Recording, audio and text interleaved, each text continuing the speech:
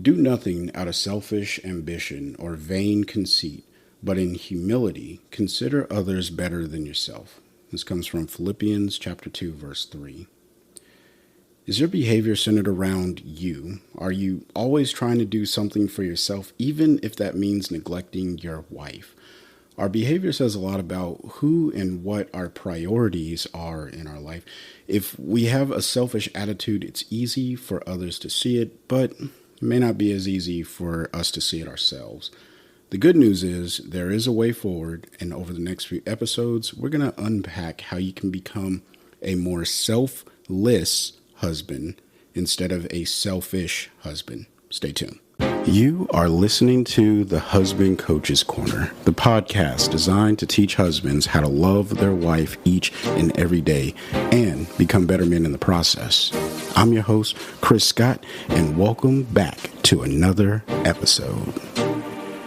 So, welcome back to the podcast, and as you heard, we are talking about becoming a less selfish husband and a more selfless husband, which is more desirable, and our wives will be very, very thankful for it. Now, you may have heard the term egocentric, and this is really just a big fancy word of saying self-centered, or focusing on yourself more than you focus on anyone else. It's all about you, me, I. If you have a lot of those statements, then maybe you struggle with a level of egocentricity, if that is the right way of saying that. The truth is, most of us, we have a selfish attitude about us in some regard, and we don't mean it in a negative way, but it can impede on our relationship and our marriage. So that's why it's important for us to become self-aware of where we can grow in being selfless towards our wife and maybe remove some of that selfish attitude.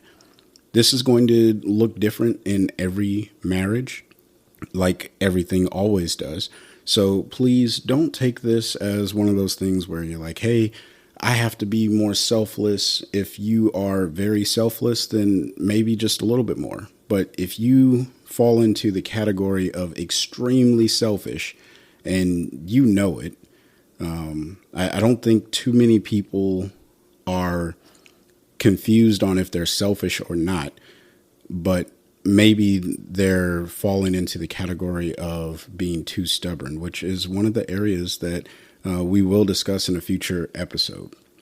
So there was an experiment done on a child, and this experiment showed the kid a teddy bear, and it had the eyes and the face facing towards the child.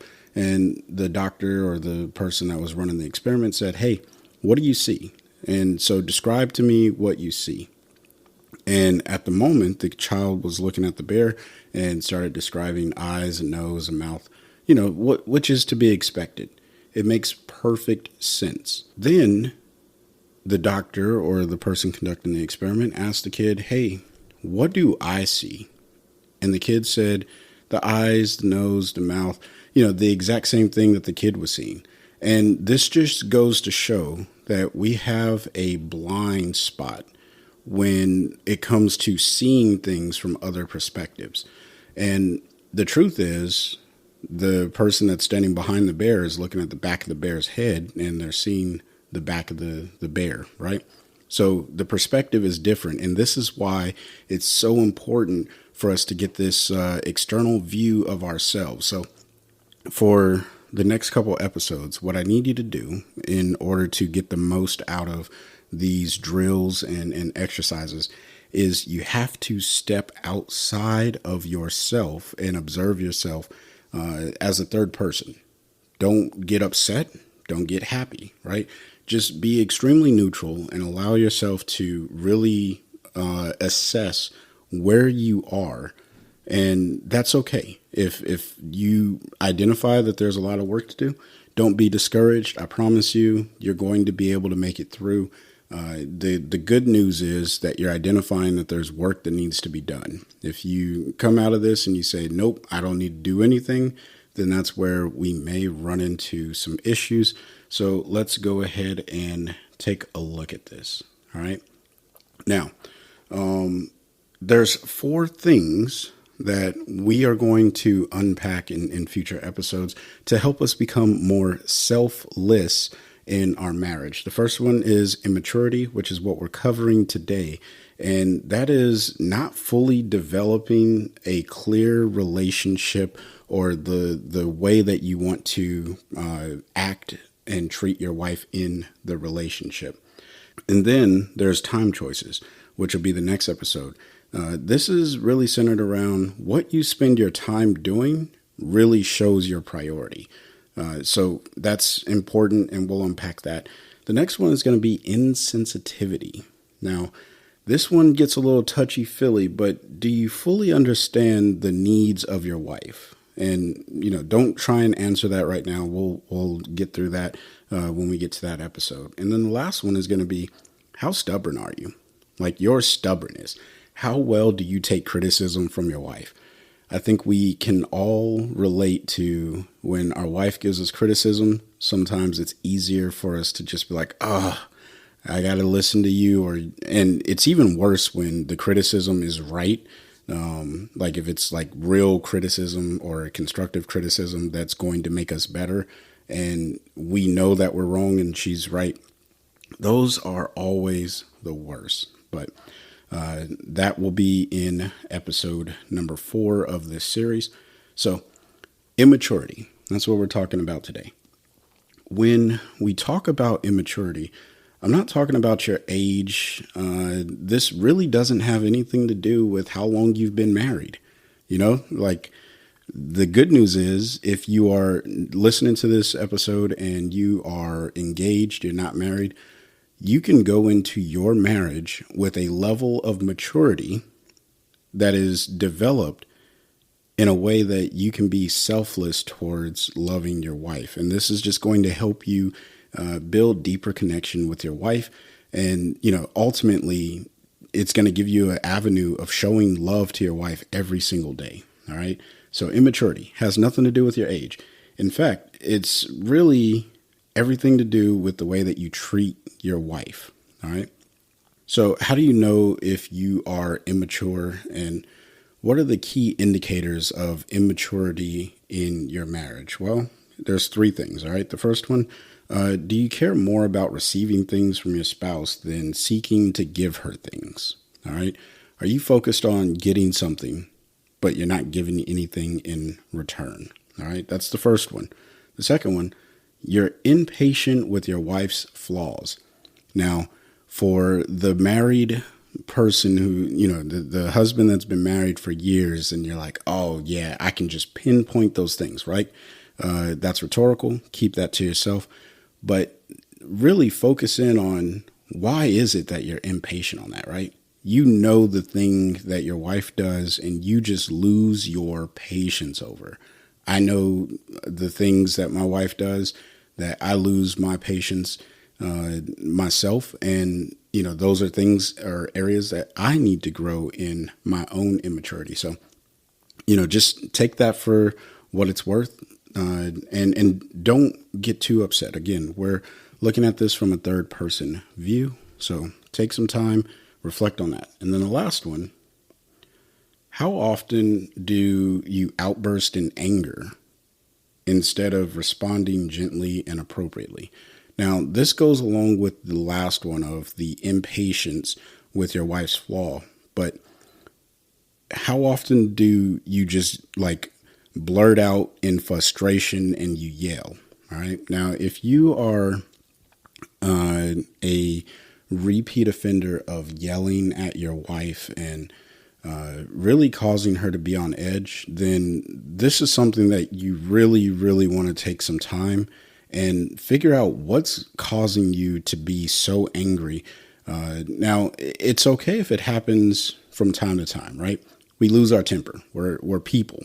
We're not robots. And I don't want to try and portray the fact that we have to be some sort of perfectionist in our marriage, because that's not real. It's not obtainable. It's not achievable. All right. You're going to yell at your wife from time to time. And this is not me condoning it. And I want to be very clear. We should not yell at our wives ever. All right. The goal is to not yell at our wives ever. That is the standard. However, we miss that mark, right? We're sinful creatures. And sometimes our emotions, our feelings, our frustration, it gets the better of us, and we end up doing stuff that we don't mean to do. And that's where we have to go back and make amends. That's a whole nother episode. But if you're doing this often, like if that is your communication method to your wife, then you probably have a level of immaturity. And I would even question if you respect your wife, right? Let that sink in. If you have to yell at your wife all the time because she's not getting something or not doing something, whatever it is, you probably have a level of disrespect for your wife that needs to be dealt with. And you really need to take some time to unpack that and sit with that and figure out what it is that is making you so frustrated with your wife that you would always have to yell. All right. So those are the 3 signs. The first one, do you care more about receiving than giving to your wife? Are you impatient with your wife's flaws, and are you yelling at her? All right. So those are the 3 signs that you may have some immaturity issues in your marriage that need some work. But the good news is there's a way forward, and let's go ahead and dive into those. So to overcome immaturity, the first thing is you have to accept the fact that you are immature. All right. If you are trying to tell yourself, no, I'm not immature, I'm right, she's wrong, or I don't have to change, she needs to change. Look, those are also signs that you're probably immature, but those are also signs of your denial of your own immaturity. All right. We can't change our wives. I've said this many times. We can only change ourselves and really show our wives love. And in return, they will transform to be more loving wives towards us. All right. If they're not already. And if they are already, then they become even more loving wives towards us. So here's how we overcome immaturity. All right. The first one, this is going to get you. Ask your wife questions and learn how you can be a servant to her. All right. Ask your wife questions. Questions are phenomenal. I read a book, or I guess I listened to an audiobook by John Maxwell. Great leaders ask great questions, or good leaders ask great questions, something along that line. And the whole premise of the book is when you think you know the answer, you're probably already wrong.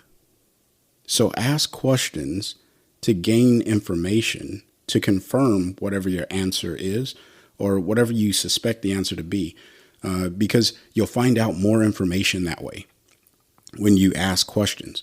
And the specific question that you want to ask your wife is, how can I serve you? What is it that I can do that would just bring you joy? I talk about serving my wife on other episodes, and that is one of the best ways that I learned how to treat my wife with respect and love. Because if I find a way to serve her, I'm not looking to receive anything, right? Now, in return, my wife asked me the same question. How can I be of service to you? How can I serve you? And I don't mean this in like some submissive, like demeaning type of way. This is actually a level of submission that is beneficial for the marriage, and it happens on both ends, right? We submit to our wives submit to us in a way that we are loving each other and serving one another. And that's how we can truly get things done better. Like that goes so much deeper than what we're going to be able to get into for today's episode. But just keep that in mind. Ask the question, how can I serve you? How can I serve you, honey? All right. And the second thing is embrace your wife's flaws. Yeah. Embrace them, guys. Your wife has them, and she may grow out of them, she may keep them forever. All right? Embrace it. Whatever they are, embrace it. Now, I do want to give a disclaimer that if her flaws are abusive towards you, then those are not things that should be embraced. Those should be discussed and, appropriately addressed. But if your wife, maybe she sings in the shower and that just annoys you to no end, like, in the grand scheme of life, that's probably not the worst thing that could happen. All right. Embrace it. It's okay. She sings in the shower. Who cares? All right. Let it go. Embrace your wife's flaws. It is okay for your wife to have flaws. All right.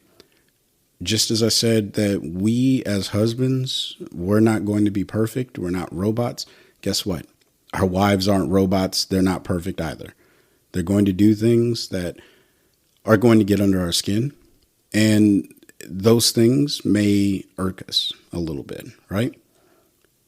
But we should say, you know what? Okay, this is a part of my wife.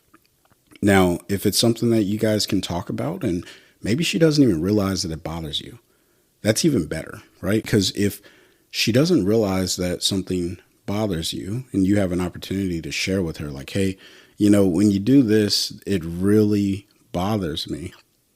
You're going to gain so much more out of that conversation than you think. So take some time to talk with your wife and understand what it is that she's doing or why she does what she does. And that's what I mean by embracing the flaw.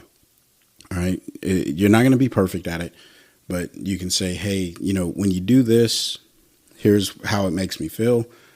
Or here's how I respond, or here's how I perceive it. And then you can go down the line, have that conversation, and probably develop something out of that is meaningful and that will take you and your wife to the next level in your relationship. And you two will grow in love that much more. All right. And you're also on the path of being less selfish and on the path of being more selfless. All right. So embrace your wife's flaws. Just do it. It's okay. You're not gonna disintegrate. All right. Then the next one is keep your temper in check. All right. Now this goes along with the whole how often are you yelling? Obviously, we got to keep our temper in check. And you're probably like, Chris, man, that's easier said than done. And I'm here. I'm with you. You're right. It is easier said than done. But you still got to do it. You still got to keep your temper in check. All right. And this is how you develop your maturity level, because you don't want to be the guy that's treating your wife like trash. All right. I'll just say it. Like, let's just be adults here. You don't want to be that guy. All right. And if you are that guy and you're listening to this podcast, then I'm sorry, you're in the wrong place. Okay. If you're listening to this podcast, you want to treat your wife like the queen that she is, period. And if that's the end goal of loving your wife every day, then you got to keep your temper in check. And, you can go back to my very first episode on how to deal with conflict, which I will be updating here because I have more information on how husbands can deal with conflict. But if you are constantly getting upset because you're not doing step number 2, which is embracing your wife's flaw, well, you're going to get your temper riled up. Maybe you need to learn some conflict management, and you identify that this is probably a you problem, right? And this is why it's important to take this third person view of yourself, where you ask these questions and you honestly answer them without any emotion attached to it. When you do that, it gives you the opportunity to say, okay, you know what? I do have a temper problem. All right. Now, what do I mean by keep your temper in check? What are the practical methods of doing that? Well, when you feel yourself getting angry, take a deep breath. All right. I know that sounds cliche, but it works. Take a deep breath and then reframe whatever the situation is. All right. One of my best techniques of keeping my temper in check or just my attitude in general, right? If I feel that I'm going down a negative path in my attitude, then I reframe the situation in front of me. Here's an example. If my wife spends more money on something than I would like her to have spent, the way that I reframe the situation is, okay, that happened. How can I keep this from happening in the future? You see, I went from letting the problem trigger my frustration, and instead I accepted the problem, or I accepted the situation, and then I reframed it as an opportunity to correct maybe the way that we budget or finance things. Okay. It takes some work because, our temper and our emotions, they get the better end of us. And yes, men, we have emotions, even though our wives like to think that we don't. We do. But they do get the better of us sometimes. And that's why we have to practice reframing whatever the circumstance is in front of us. So that way we can approach that differently. Because now I'm not seeing my wife as the problem, right? What I'm seeing is more so the situation as the problem, because I love my wife and I always want to see her with the best eyes that I possibly can. All right. Physically and metaphorically. I don't want to be blind. I love my wife. She's beautiful. All right. I want to keep looking at her. But metaphorically, I want to see my wife with the best eyes that I possibly can. And that only comes through a level of maturity. All right. And the way that you gain more maturity is by first asking your wife how you can serve her. Go and do that. Second, embracing her flaws. And finally, keeping my temper in check. I don't need to go off at the hip and get unhinged on her over circumstances that really don't affect anything. All right. So by working on those three things, you're going to develop your maturity. And this isn't an overnight fix. All right. Let me give some very clear expectations. You're not going to fix this overnight. It doesn't happen that way. That's just not how it works. All right. However, as you start to intentionally apply all of these things to your walk in your marriage, you're going to start to see that development. Your marriage is going to grow. Okay. And don't rush it. Let it take its time, because that's how we are present in the moment and we experience our wife in a way that is enriching to our marriage and to our relationship overall. All right. Now, in between the next couple of episodes, what I want you to do is head over to marriagedrills.com, sign up for the newsletter if you haven't already. And then also, if you're looking for one-on-one coaching, or if you just want a few drills, things that you can kind of practice right now, then go check out marriagedrills.com. The link is in the description box below. And sign up for the newsletter. Like I said, check out the drills that are available. I'll be adding more drills over time. And then you can just practice those. It's free to use for you. But if you're looking to go deeper and you want one-on-one coaching, well, then you're going to want to sign up on the website, and we'll sit down and we'll figure out what's going on in your marriage and how I can help you become a more loving husband.